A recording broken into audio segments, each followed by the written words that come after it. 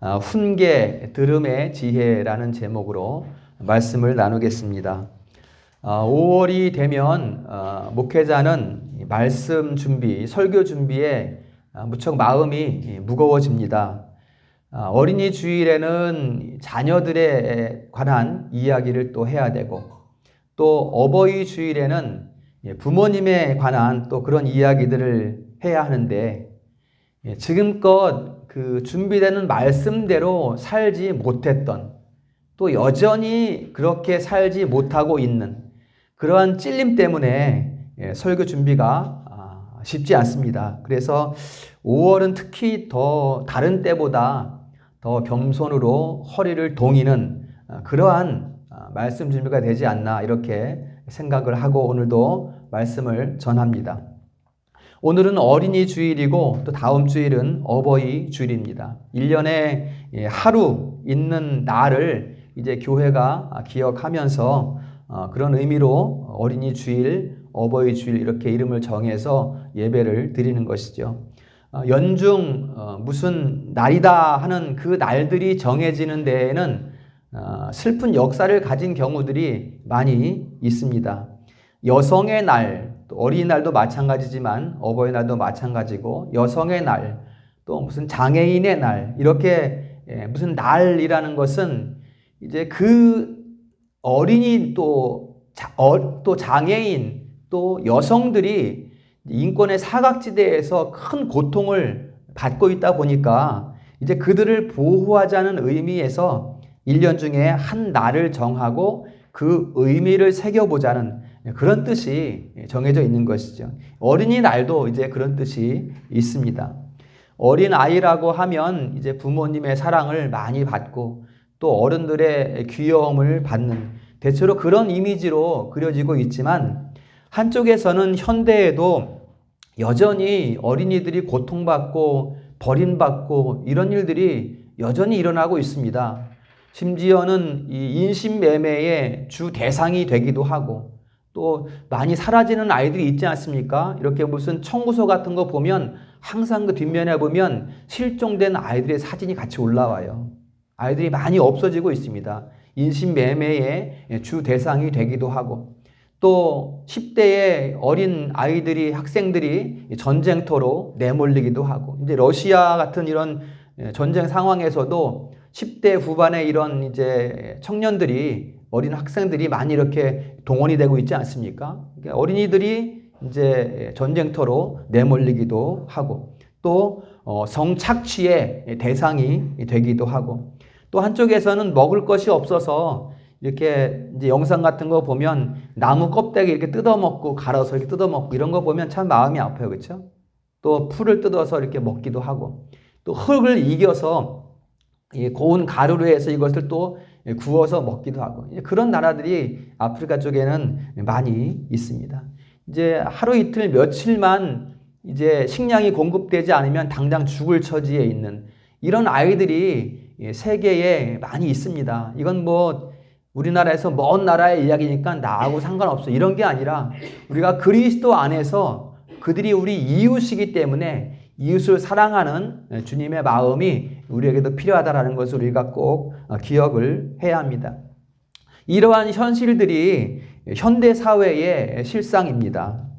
원인이야 어찌 되었든 간에 이런 현상은 분명히 뭔가 잘못되어 있는, 창조 질서에 어긋나 있는 그러한 세상의 모습임에 틀림이 없습니다. 왜 이런 세상이 되었을까? 먼저는 죄라는 근원적인 이런 문제가 있겠죠. 두 번째로 또 왜 이런 세상이 되었을까라는 것은 아이들의 그 존재에 대한, 아이들이 어떤 아이들인가, 누구인가에 대한 존재의 이해가 없다는 거예요. 아이들을 이해하지 못한다는 거예요, 어른들이. 그러다 보니까는 바른 훈육이 없어요. 아이들에 대한 존재의 이해가 없다 보니까 바른 훈육이 이루어지지 않는다는 거예요. 이게 이런 세상이 된 가장 큰 문제이고, 이런 세상이 악화되고 있는 가장 큰 문제가 되고 있는 것입니다. 우리는 오늘 이 두 번째 문제를 우리가 한번 말씀을 나눠보려고 합니다. 아이들에 대한 이해. 우리가 아이들을 어떻게 이해해야 될까? 또 아이들을 어떻게 훈육해야 될까? 이 두 가지 부분을 우리가 함께 공부를 합니다. 두 본문인데요. 잠언은 자녀들에게 주는 지혜의 훈계에 대한 부분이고, 마가복음은 부모에게 주는 자녀의 훈육에 대한 부분을 이렇게 다루고 있습니다. 첫 번째로 아들들아 훈계를 들어 지혜를 얻으라 이렇게 말씀하고 있어요. 잠언 8장 말씀에서. 이 잠언 8장은 지혜의 장이라고 이렇게 칭해져 있는데, 잠언 8장에서 지혜는 그리스도를 호칭하는 그러한 이름입니다. 그리스도를 칭해요. 22절, 23절 보면 우리가 읽진 않았습니다만 거기에 보면 여호와께서 태초에 일하시기 전에 나를 가지셨으며, 잠언 8장 22절에 보면 그렇습니다. 만세 전부터 땅이 생기기 전부터 내가 세움을 받았나니. 이것은 이제 영원 가운데에 아버지 품속에 출생한 나시는 그리스도 독생자에 대한 부분을 설명하고 있는 그러한 내용이 됩니다. 잠언 8장 22절 이하에 쭉 보면 지혜가 그리스도에 대한 칭호라는 것을 우리가 알 수가 있습니다. 이제 그 그리스도, 그 지혜가 이제 말씀하고 있는 거예요. 아들들아 이제 내게 들으라. 훈계를 들어서 지혜를 얻으라 이렇게 말씀하고 있어요. 그 다음에 여러분 우리가 읽은 35절 보면 그렇게 지혜를 얻어서 훈계를 들어서 나를 얻는 자는 생명을 얻고 이렇게 말씀하고 있어요. 35절에서 훈계를 듣고 지혜를 얻어서 생명을 얻는다 이렇게 말씀하고 있어요. 그 다음에 36절에서는 나를 잃는 자는 자기 영혼을 해하는 자라 이렇게 말해요. 뒤에 보면은 그는 사망을 사랑한다. 그러니까 지혜의 훈계를 듣지 않는 자들은 사망을 향해 달려가고 있는 모습이에요. 사망을 사랑한다는 거예요. 생명을 얻지 못하고. 그러나 지혜의 훈계를 들으면 생명을 얻게 된다. 이게 오늘 잠언 8장의 말씀이 되겠습니다. 지혜는 여러분 생명을 얻는 길입니다. 생명을 얻는 길이에요. 생명. 이 땅에서의 생명이 아니라 영원한 생명을 말씀하고 있는 거예요. 그리스도의 훈계를 듣는 자는 영생을 얻는다는 것을 지금 말씀하고 있습니다. 즉 그리스도의 교훈과 훈계를 듣고 배워서 세상을 분별합니다. 유혹을 분별해냅니다. 유혹을 물리칠 수 있습니다. 그리고 은총을 입어서 생명을 얻게 되는 거예요. 언제 그 생명을 얻어야 할까? 언제? 몇 살 때 언제 우리가 그 생명을 얻어야 될까? 잠언과 전도서에서는 백발이 되어서 깨닫는 자를 어리석은 자라고 가르치고 있습니다. 인생 끝에서 언제 깨달아도 깨닫게 되겠지만 인생 끝에서 심지어는 죽음 앞에서 깨닫는 자, 이런 자들을 성경은 미련한 자라고 우리에게 가르쳐주고 있습니다. 그럼 언제 깨달아야 되는가? 백발이 되기 전에 아들들아 라는 이름으로 불리어질 때 그때 깨달아야 된다는 거예요. 아들들아, 딸들아 이렇게 지혜가 외치고 있을 때 그때 그 훈계를 들어서 그 훈계를 배워서 생명을 얻어야 된다는 것을 말씀을 하고 있는 거예요. 그렇지 않은 자들은 누구다? 미련한 자다. 이렇게 성경은 가르치고 있어요. 저도 여러분 미련한 사람입니다. 미련한 자였어요. 저도. 인생을 돌고 돌아서 여기에 있어요. 아직 백발이 되지는 않았지만 인생을 돌고 돌아서 여기에 있으니까 미련한 자가 맞습니다. 하지만 지금은 백발이 되기 전에 지금은 명확하게 알고 있어요. 무엇을 듣고 무엇을 배우고 누구의 훈계를 들어야 어떻게 살아야 생명을 얻는 길인지 정확히 알고 있다는 거예요. 이게 여러분 은혜 아니겠습니까? 이게 하나님의 사랑 아니겠습니까? 지금 백발이 되기 전에 우리들뿐만이 아니라 우리 젊은 청년들이나 우리 다음 세대의 어린 아이들이나 생명을 얻어야 된다. 지금 아들들이라고 불릴 때 이것을 지금 우리에게 교훈하고 있는 것입니다. 아들들아 내게 들으라. 지금 바로 지혜의 훈계를 들어야 된다는 것을 말씀하고 있습니다. 여러분, 듣는다는 것은 받아들이는 것을 말해요. 우리가 말씀을 받는다라고 할 때 수납한다고 하죠. 그렇죠? 순종하는 거예요. 이것은 말씀을 받아들인다라는 것은 순종하는 것을 말합니다. 이해가 되기 때문에 받아들이는 것이 아니에요. 우리가 이해가 돼서 받아들이는 것이 아니라 진리이기 때문에 받아들이는 거죠. 하나님의 말씀은 진리이기 때문에 우리가 받아들이는 거예요. 내가 뭐 이렇게 좀 연구하고 파악해서 이해해서 이게 받아들이는 게 아니라는 것입니다. 우리 자녀들은 어려서부터 받아들이는 것을 배워야 됩니다. 받아들이는 것을 배워야 돼요. 내가 이해되지 않으니까 이거는 이해되지 않아. 이건 못 받아들이겠어. 이렇게 거부해서 나중에 백발이 돼서 알아봐야 그것은 누구다? 미련한 사람이라는 거예요. 지금 내가 이해해서 받아들이는 것이 아니라 진리, 하나님의 진리는 받아들여라라는 것을 말씀하는 거예요. 여러분, 이렇게 백발이 돼서 깨달은 사람이 솔로몬 왕이잖아요. 솔로몬이 나중에 뭐라 그럽니까? 헛되다 그러잖아요. 다 누려본 사람이. 그러니까 솔로몬과 같이 헛되다고 하지 말고 지금 지혜의 교훈을 들어서 지금 생명을 얻고 깨달고 받아들여라는 것을 말씀을 하고 있는 것입니다. 우리 자녀들은 미련한 사람이 되면 안 되잖아요. 미련한 자가 되면 안 되잖아요. 그러니까 훈계를 받아들이지 않고 내 생각대로만 하려는 것은 안 됩니다. 훈계를 받아들이지 않고 내 판단, 내 뜻을 따라 무조건 행하려고 하는 것은 안 된다는 거예요. 여러분, 훈계를 받아들일 때 여러분이 받아들여 보면 알겠지만 지혜의 훈계를 받아들일 때 가장 평안하다는 것을 여러분들이 알 수 있어요. 우리 자녀들도 그것을 알게 해야 합니다. 이성이 이해해서 받아들였다. 이성이 내가 이해해서 받아들였다. 그게 받아들여 보니까 진리이더라. 이런 건 없습니다. 여러분, 이 이성은 가장 이 말 잘하는 사람을 만드는 게 이성이에요. 진리와 이성은 극입니다. 이성이 활동해서 진리를 확인할 수 없어요. 진리는 진리 자체로서 받아들이는 진리이지 내가 이해해서 받아들이는 게 아니라는 것입니다.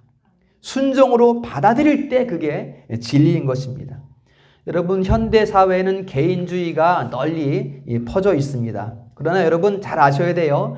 현대의 개인주의는 많이 왜곡된, 삐뚤어져 있는 개인주의입니다. 잘못된 개인주의라는 거예요. 본래 개인주의는 가정에서부터 또 어딘가에서부터 엄격한 교육 가운데에 형성되는 게 개인주의예요. 지금 개인주의를 이 시대가 받아들이려고 하면 어릴 때부터 홀로 참는 것을 배워야 돼요.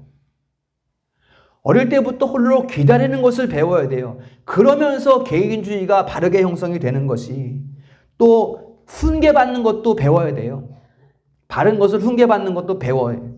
그게 그렇게 해서 형성되는 게 바른 개인주의지 내 마음대로 하는 게 개인주의가 아니란 말이에요. 지금 어떻습니까? 세상에서는 개인주의라고 하면 내가 생각대로 내가 맞는 거야. 자녀들이 엄마 아빠가 훈계하면 엄마 아빠를 고발하고 경찰서에 불려가게 만들고, 전 세계가 그렇잖아요. 지금 이게 개인주의라는 거거든요. 잘못된 개인주의라는 거, 이것은 그게 아니라는 거예요. 온전한 개인주의는, 바르게 형성된 개인주의는 바른 순종이 있습니다. 부모에게 순종이 있고 또 가르침에 따르는 훈계에 복종하는 것이 있고, 거기에서 바른 개인주의가 형성이 되는 거예요. 내 마음대로 하는 개인주의는 철저하게 위장된 이기주의에 불과합니다. 개인주의가 아니라 이기주의예요. 우리는 이것을 잘 구별할 수 있어야 합니다. 당장 기분 나쁘다고 훈계를 싫어하잖아요. 이것은 교육이 이루어지지 않아서 빚어지는 결과들이에요. 교육이 이루어지지 않아서. 교육이 이루어지지 않았을 뿐더러 훈계를 받아들이지 않기 때문에 필요 없어. 훈계 안 받을래. 이렇게 된다는 것이죠. 잠언 15장 32절 말씀에 보면 훈계를 싫어하는 자는 자기 영혼을 경히 여김이라. 이렇게 말씀하고 있습니다. 결국 이 시대의 위장된 이기주의 가운데에서 훈계를 싫어하는 자녀들은 사망의 길을 달려가고 있는 거예요. 오늘 36절 말씀처럼. 훈계를 듣기 싫어하는 자녀들은 사망의 길을 달려가고 있는 것입니다. 왜냐하면 자기 영혼을 경히 여기고 있는 거예요. 자기 영혼이 귀하다는 것을 모르는 거예요. 그렇기 때문에 훈계를 듣지 않는다라는 것입니다.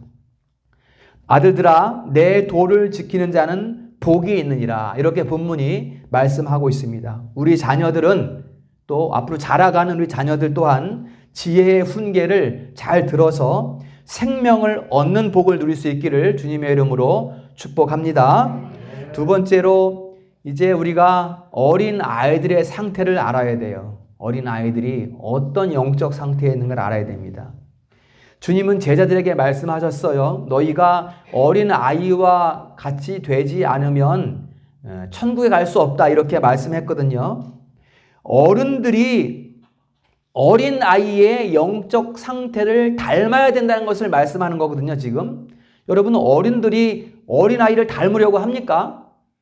그냥 너는 절로 빠져 그러는 게 어른들의 마음이지. 그런데 제자들에게 너희들 어린아이 같지 않으면 천국 못 간다 그랬어요. 어린아이들의 상태 너희가 알고 어린아이들의 그러한 영적 상태를 닮아야 되는 거예요. 같은 말 아니겠습니까, 이것이? 어린아이들의 영적 상태가 어떤 것일까, 여러분? 우리는 어린아이에게서 우리가 어린아이들을 보면서 우리가 하나님과의 관계에서 어떤 자세를 취해야 하는 것을 우리가 알 수가 있습니다. 발견하게 돼요. 어린아이들을 보면서. 어린아이들이니까 어리니까 빠져 할 것이 아니라 그 아이들을 통해서 주님이 하신 말씀을 새겨들어야 된다는 것입니다. 어떻게 그 아이들을 닮으라고 하시는 말씀인가? 여러분, 어린아이들은 일단 순수합니다. 세상에 때가 묻지 않았어요. 그래서 여러분, 어른들은 회사에서 직장생활 하다 보면 상사의 눈치 보면서 네, 그러기도 하고 아니요, 라기도 하잖아요. 눈치 보면서 하잖아요, 어른들은. 그런데 아이들은 그렇지 않아요. 분명해요. 예면 예고 아닌 것은 싫어야. 이게 어린아이들의 순수함이라는 것입니다. 자기가 간절히 원하는 것을 표현할 뿐이에요. 간절히 원하는 것을 표현할 뿐이지 뭐 상황에 따라서 예하고 상황에 따라서 아니요하고 그렇게 말하지 않는다는 것입니다. 없으면 구하고 있으면 기뻐하고 감사하고 이게 순전한 마음을 가진 어린아이의 모습이라는 것입니다. 또 어린아이들은 스스로 설 수 없기 때문에 항상 부모님의 품을 찾아요. 부모님의 품을 찾습니다. 항상. 여러분, 어린아이의 상태를 잘 생각해 보세요. 이게 지금 우리가 하나님을 어떻게 바라봐야 되는 것을 말씀하고 있단 말이에요. 그것을 닮으라는 거야, 주님께서는 제자들에게. 항상 부모님의 품을 찾아요. 엄마가 안 보이면 어떻게 해요? 그냥 울어요. 울어버리잖아요, 그냥. 엄마 안 보이면. 놀다가도 엄마가 없으면 울잖아요. 이게 어린아이의 모습이에요. 하나님을 향해서 우리가 그렇게 해야 된다는 거예요. 그냥 울어버리라고. 하나님 앞에서. 그 모습을 닮으라는 것입니다. 어린아이들의 전부는 부모에게 기대는 거예요. 잘 기대는 거예요. 우리가 복을 받는 길은 하나님께 잘 기대는 거잖아요. 어린아이들의 모습이 바로 그렇다는 것입니다. 어린아이들은 내가 무엇을 하고자 함이 아니라 내가 이렇게 하고 저렇게 해서 엄마 아빠를 기쁘게 해줘야지 이게 아니라 엄마 아빠가 나한테 무엇을 주실까? 오늘은 어떤 좋은 걸 줄까? 어떤 맛있는 밥을 줄까? 애들 생각은 이것밖에 없잖아요. 내가 무엇을 해서 기쁘게 할까가 아니라 내가 엄마 아빠에게 무엇을 받을 수 있을까? 그것을 기대하면서 즐거워하는 거잖아요. 이게 어린 아이들의 상태라는 것, 영적 상태라는 것. 이것을 주님께서는 너희들 어린아이들과 같아야 된다는 것을 말씀하는 겁니다. 그리고 가장 중요한 것이 있어요. 우리가 알아야 될 것, 어린아이에 대해서. 어린아이들은 자라갑니다. 자라간다는 거예요, 어린아이들은. 자라고 있어요, 어린아이들은. 어른들의 이 중심이 이미 딱딱해져 있다면 어린아이들은 새싹과 같아요. 금방 새봄에 도달하는 새싹과 같다는 것입니다. 현재에서 변화되고 성장하고 발전하는 그런 상태, 그런 과정에 있는 아이들이다라는 것을 우리에게 말씀하고 있습니다. 그래서 어린아이에 대한 성경의 중요한 가르침이 바로 그들이 잘 자랄 수 있도록 그들이 잘하는 것을 도와라. 무엇으로? 말씀으로 훈육하고 지혜로 훈계해서 지혜의 훈계를 듣게 해서 그들이 잘 자라도록 도와줘라. 이게 성경이 우리에게 가르치고 있는 말씀이잖아요. 그렇게 하려면 어떻게 돼야 돼요? 어떻게 우리가 자녀들이 잘 자랄 수 있도록 도울 수 있어요? 우리가 먼저 그 교훈과 훈계 앞에 서야 됩니다. 나는 어른이니까 난 다 알아. 아이들은 너희들이 배우는 거고 이제 난 다 알고 있으니까 엄마 아빠만 무조건 들어. 이렇게 하면 안 된다는 거예요. 우리가 어린아이 앞에 설명드리는 어린아이의 그 자세로서 말씀과 훈계 앞에 딱 서서 그 훈계를 들어야 그때 우리가 부지런히 아이들을 가르칠 수 있게 되는 것입니다. 신명기 6장 6절 이하 7절에 말씀합니다. 오늘 내가 네게 명하는 이 말씀을 너는 마음에 새기고 네 자녀에게 부지런히 가르치며 이렇게 말씀하고 있어요. 그 다음에 집에 있을 때나 길에 갈 때나 누워 있을 때나 일어날 때나 이 말씀을 강론할 것이며 이렇게 말씀하고 있어요. 우리가 알아야 강론할 거 아니에요. 우리가 알아야 가르칠 거 아니에요. 이걸 우리가 먼저 교훈 앞에 서서 주의 가르침 앞에 서서 깨달은 후에 자녀들이 자라갈 수 있도록 도와주라 이것을 말씀하는 거예요. 에베소서 6장 4절에는 오직 주의 교훈과 훈계로 내 사사로운 감정이나 내 이성적인 지식들로 가르치지 말고 오직 주의 교훈과 훈계로 양육하라 이렇게 우리에게 말씀하고 있습니다. 자녀가 그리스도께로 잘 자라갈 수 있도록 부지런히 교훈하고 훈계하라는 거예요. 잘 알아야 될 것은 아이들이 어른으로 장성했어도 여러분 우리의 상태로 돌아봐야 됩니다. 우리가 어른으로 잘 장성했어도 어린 아이의 심성을 가져야 된다는 것입니다. 가지고 있어야 된다는 거예요. 어른이어도 어른다워지는 가운데에 어린 아이와 같은 순수함을 잃지 말라는 것을 말씀하고 있는 거예요.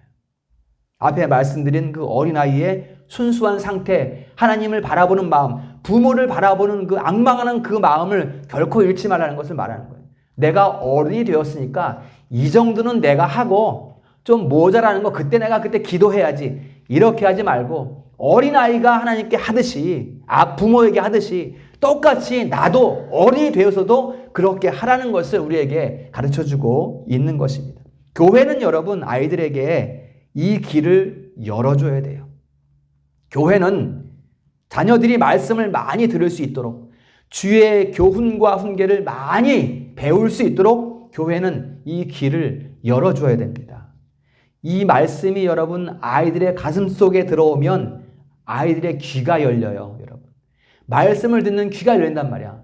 열려야 되지 않겠습니까?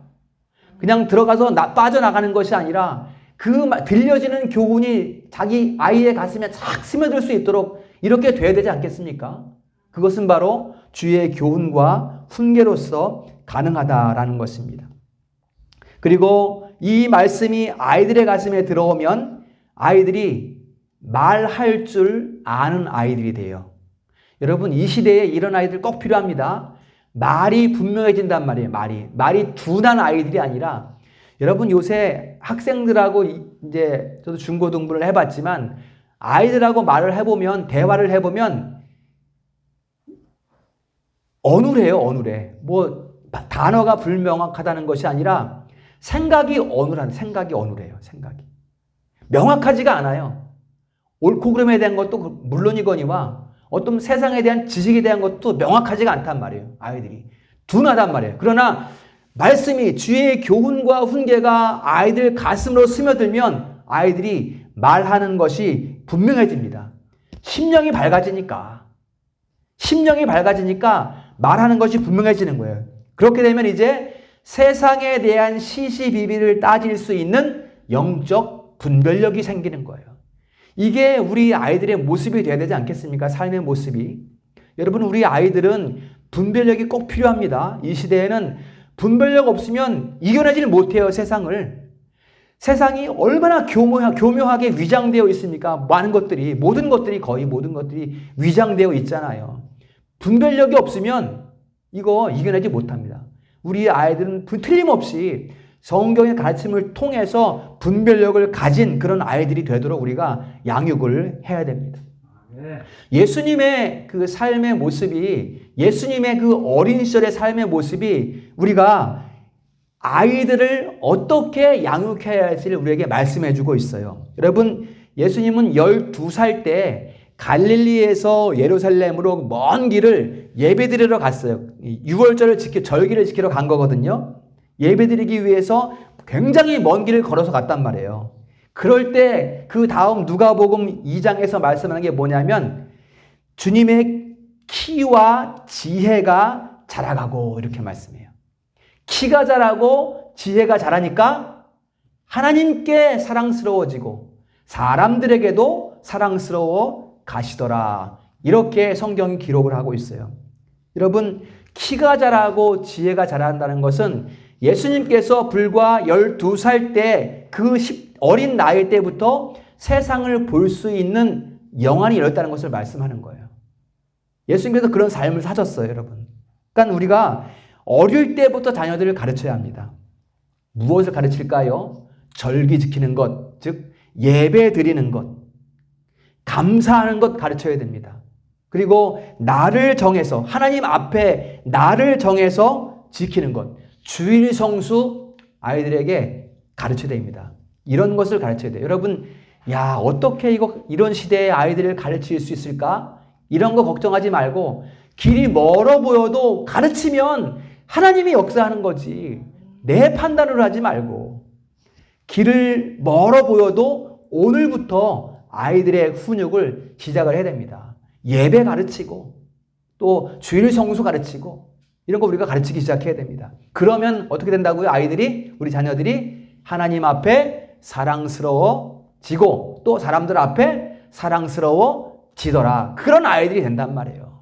우리가 주의 말씀으로 아이들을 잘 훈육하면 그렇게 사랑스러운 아이들이 된단 말이에요. 여러분, 하나님 말씀으로 훈육된 아이들은 여러분 온유한 사람이 돼요. 온유한. 훈육이라는 것이 그 품성을 기르는 거잖아요. 품성.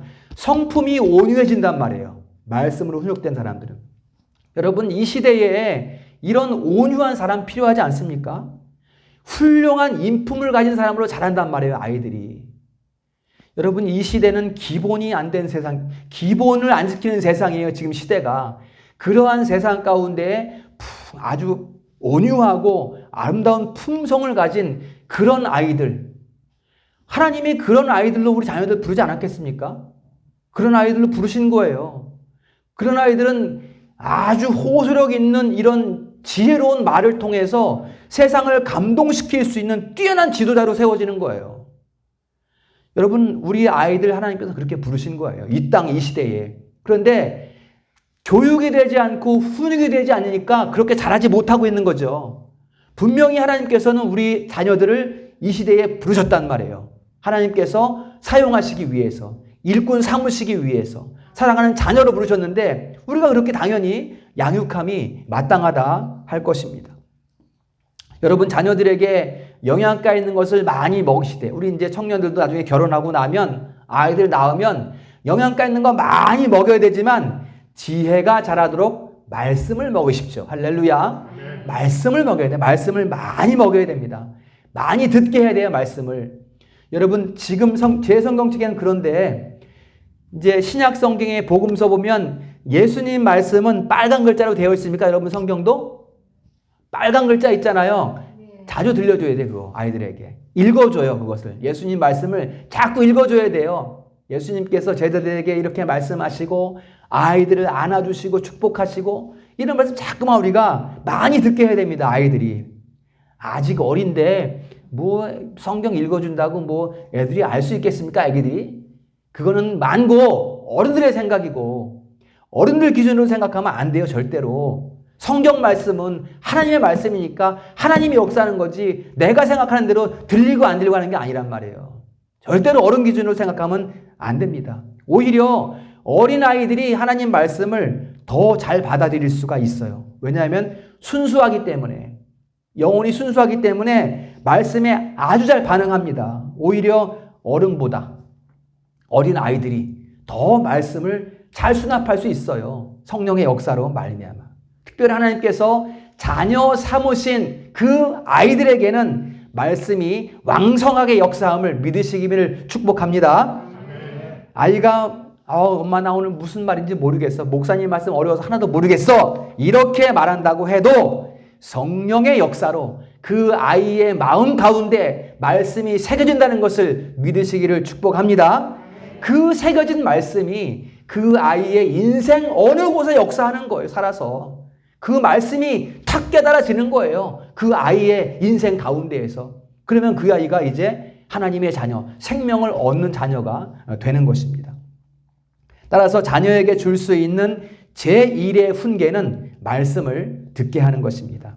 말씀을 들으면 때로는 그 말씀이 우리 아이들에게 따끔한 채찍이 되기도 하고 또 때로는 크게 위로하시는 위로의 말씀이 되기도 하고 그 말씀들을 자주 들려줄 수 있어야 합니다. 우리는 그것을 잘 할 수 있어야 됩니다. 오늘날 주일학교에서 우리 유치부 또 중고등부, 유초등부 이런 주일학교에서 과연 아이들이 얼마만큼 성경을 듣고 얼마만큼 성경을 배우고 있는가? 이것은 여러분 우리 가슴을 쳐야 될 대목입니다. 현대의 주일학교, 교회 말입니다. 무슨 놀이야 공작하고 놀이하고 뭐 애들 재미있게 게임 많이 하고 물론 그런 시간도 필요하긴 하지만 교회 주일학교에서는 말씀을 듣게 하고 말씀을 가르쳐야죠. 야외에 나가 소풍 가면 게임하고 그래야 되지만 교회에서 사탕 던지고 그러면 되겠냐 말이죠. 예배 현장에서 예배의 그 거룩함을 가르치고 하나님이 기뻐하시는 예배임을 가르치고 이런 것들을 우리가 교회에서 잘 가르쳐야 하는 것입니다.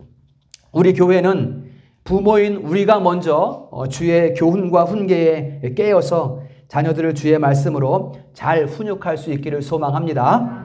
그 다음에 세 번째로 성경은 어린아이들을 어떻게 바라보는가? 성경은 어린아이들을 어떻게 바라보는가? 여러분 성경은 어린아이들에게 몇 가지 특권을 주고 있습니다. 특권이 있단 말이에요. 아이들에게. 자, 첫 번째는 아이들은 축복받을 수 있는 존재들입니다. 즉 축복받아야 할 존재들입니다. 어린아이들은. 주님께서는 아이들을 특별히 사랑하셨어요. 아이들이 주님 앞에 막 오니까 제자들이 막아섰어요. 오지마 너희들 안 돼. 막아서니까 주님께서는 제자들을 호통치셨어요. 막지마.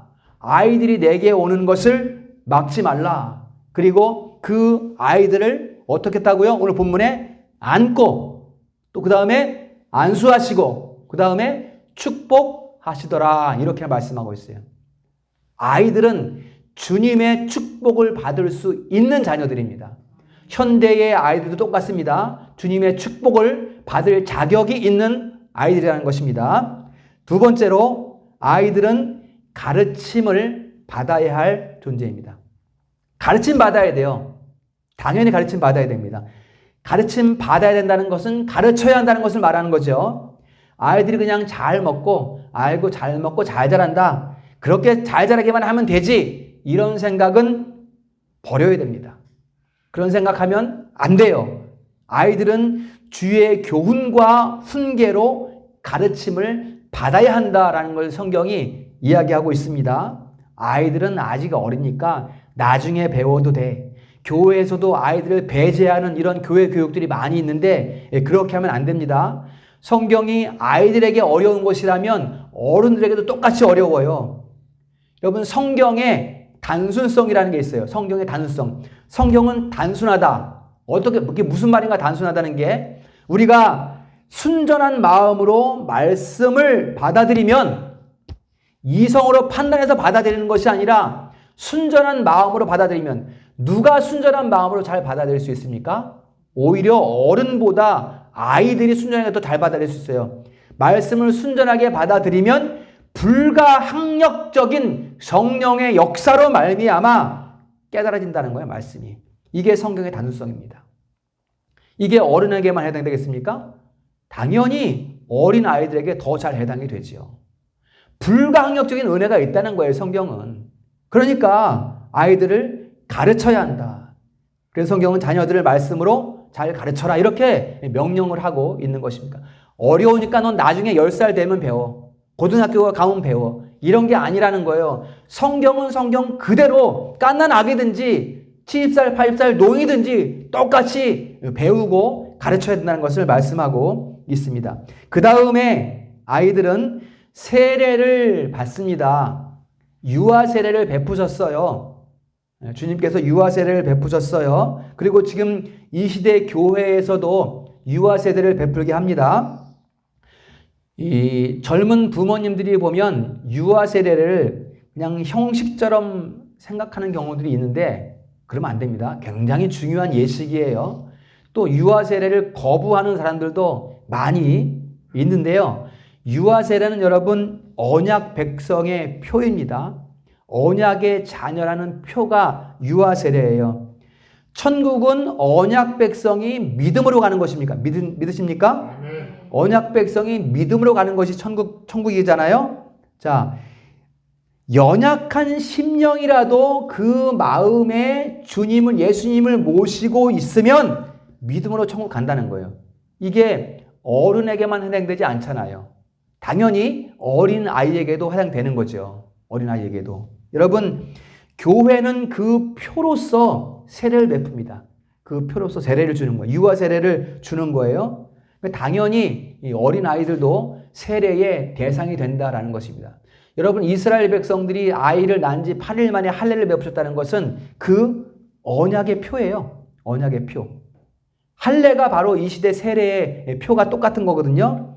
그들이 언약 백성의 자녀라는 표로서 의식을 행한 거예요. 신약 시대도 마찬가지입니다. 부모가 언약 백성으로서 가정을 이루고 있으면 그 자녀들은 언약 백성이다라는 것을 우리가 유아 세례로 표하는 거예요. 표하는 것입니다. 자, 네 번째, 어린 아이들은 천국에 들어갈 생명의 단위입니다. 성경은 이렇게 아이들을 바라보고 있습니다. 천국에 들어갈 생명의 단위. 아이들이 미숙하다 이렇게 생각하고 아이들의 영혼은 아직 덜 만들어졌어 이렇게 생각하면 안 됩니다. 성경은 그 미숙한 아이가 한 아이가 천국에 들어갈 생명으로 말씀하고 있다는 거예요. 이것을 우리가 주님의 생애를 통해서 분명하게 알 수 있습니다. 여러분, 예수님께서 이 땅에 오셔서 살아가신 그 모든 삶의 상황들은 특별한 의미들이 있는 것입니다. 그렇죠? 길을 걸어가신 것이나 호흡한 것이나 음식을 드신 것이나 그렇죠? 기도한 것이나 눈물을 흘린 것이나 모든 것이 의미 없는 것이 없어요. 왜냐하면 그분은 하나님으로서 그렇게 하신 거기 때문에. 그분이 어떻게 했냐 하면 모태에 잉태되시고 나셔서 어린 시절을 보내셨어요. 이 세상 어린 아이들과 똑같이 어린 아이의 그 인생을 보내셨다라는 것입니다. 그리고 비록 장성해서 주의 사역을 감당을 했죠. 그렇기 때문에 지금 주님께서 세상 아이들과 똑같은 생애를 사셨다는 것은 주님께서 그 어린 아이들을 구속하는 의. 여러분, 구속의 의는 어른들의 의입니까? 어린 아이들의 의는 안 됩니까? 그게 아니라는 거예요. 만약에 구속의 의가 어른들만 위한 의였다면은 주님께서 마리아의 태중에서 아기로 날 필요가 없어요. 그냥 아담과 같이 어른으로 만들어져서 의를 이루고 말지, 십자가에 달려서. 근데 주님께서 엄마의 뱃속에서 출생하셔서 아기로부터 성장해서 어린 아이의 모든 그러한 생애를 사셨다는 것은 어린 아이들의 구속을 위한 의도 다 이루셨다는 것을 의미하는 거죠. 그렇기 때문에 어린 아이들도 천국에 들어갈 생명의 단위가 되는 것입니다. 성경은 이렇게 어린 아이들을 특별하게 바라보고 있습니다. 네 가지 기억합시다. 이거 축복의 대상입니다. 아이들은. 그리고 가르침을 받아야 합니다. 세례 받을 수 있습니다. 천국에 들어갈 수 있습니다. 이렇게 볼 때 부모가 자녀를 위해서 가장 먼저 해야 될 일이 뭘까요, 여러분? 부모가 자녀들을 위해서 가장 먼저 해야 될 일. 우리 세아도 오늘 그 예배에 나왔습니다만, 우리 청년들이 나중에 결혼해서 아이들을 낳으면 가장 먼저 해야 될 일이 뭘까요? 오늘 본문 마가복음 10장 13절 말씀 보겠습니다. 사람들이 예수께서 만져주심을 바라고 어린 아이들을 데리고 오매. 이 사람들은 부모입니다. 그 아이의 부모예요. 그 아이의 부모예요. 어린 아이들을 데리고 왔어. 왜? 예수님께서 만져주시기를 바라고 데리고 왔다. 부모의 제1 도리는 자녀를 주님 앞에 데려가는 것입니다. 주님 앞에 데리고 와야 돼요. 이게 부모의 가장 큰 일입니다. 가장 큰 일이에요. 어린 아이를 이 말씀을 듣게 하기 위해서 강단 앞에 데리고 오고 주님 앞에 세우는 것보다 더 중요한 일이 없다는 거예요. 가장 중요한 일이라는 거예요, 이것이. 먹이고 입히고 학교 보내고 다 중요하지만 그것보다 더 중요한 일은 주님 앞에 데리고 나오는 것. 나와서 주님의 말씀을 받게 하는 것. 이게 가장 중요한 일이다라는 것입니다. 아이들이 주님 안에서 성령의 세례를 받게 하는 것. 여러분, 유아 세례는 공적인 표이지만 아이들이 성전에 와서 예배 드리고 있을 때 그리스도께서 성령의 세례를 베푸심을 믿으시기를 축원합니다. 여러분, 보이는 표, 세례의 표, 보이는 표지만 그 표가 있기 전에 이미 아이들이 여기 있을 때 예수께서는 그 아이에게 성령의 세례를 베푸신다는 거예요. 내 자녀로서. 이것 여러분들이 꼭 기억을 하셔야 합니다. 부모가 아이들을 데리고 교회에 나올 때 이것을 기대해야 돼요. 기도하고 기대하면서 나오는 거예요. 오늘 하나님, 오늘 주님, 우리 아이 주께서 친히 영으로서 세례를 베풀어 주시옵소서. 그래서 말씀이 들리게 하시고 영혼이 깨어나게 하시옵소서. 이런 거 기대하고 기도하면서 아이들을 우리가 성전으로 데리고 와야 합니다. 우리 성도님들 어린이 주일을 맞이해서 우리 자녀들을 향한 우리의 노력과 수고가 무엇이 돼야 하는지, 그 수고와 노력이 어떤 것이 돼야 하는지 이것을 우리가 잘 알아서 그것을 위해서 눈물 흘릴 수 있기를 소망합니다. 아멘. 말씀을 결론하겠습니다. 여러분의 자녀들은 가정, 또 교회, 또 학교 세 곳에서 생활을 하고 있습니다. 이 세 곳의 생활 중에서 어디가 가장 아이들에게 엄격할까요? 교회, 가정, 학교 중에서 어디가 가장 아이들에게 엄격할까요? 당연히 지금은 학교가 엄격합니다. 그렇지만 그것은 순서가 잘못되었습니다. 교회가 가장 엄격한 곳이 되어야 됩니다. 뭐 무섭게 하라는 그런 얘기가 아니라요. 어릴 때부터 예배 드리는 이곳이 가장 엄격한 훈육의 공간이 되어야 된다는 거예요. 바로 여기가 아이들을 훈육하는 그 심성, 좋은 품성을 길러내는 훈육의 현장이 교회가 되어야 된다는 것입니다. 이 공간이 엄중한 하나님의 말씀을 받는 곳이라는 것으로 아이들이 훈련 받아야 되는 것입니다. 그 다음으로 엄격해야 되는 곳은 어디일까요? 학교일까요? 가정일까요? 가정입니다. 가정. 교회 다음으로 가정에서 엄격하게 아이들이 훈육이 되어야 됩니다. 뭐 매들고 때리라는 그런 훈육을 말하는 게 아니에요.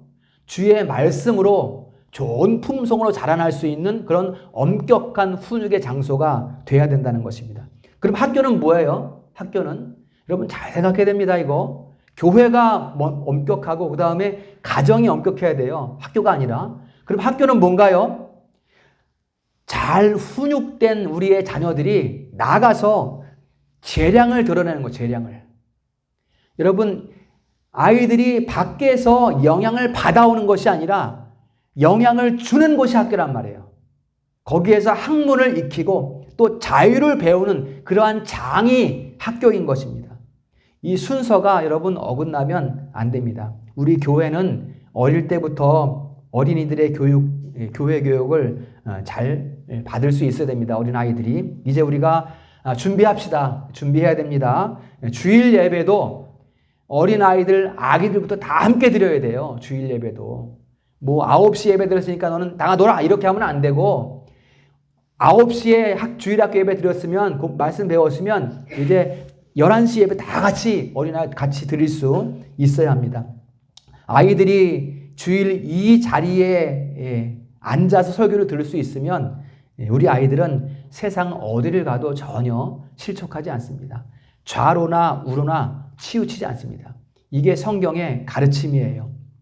우리 교회는 우리 다음 세대를 위한 간절한 이런 소원이 있습니다. 우리 교회는 우리 가정에서부터 말씀으로 잘 훈육하고 또 하나님이 원하시는 다음 세대를 함께 세워나가는 승리로 공동체가 될 수 있기를 주님의 이름으로 축복합니다.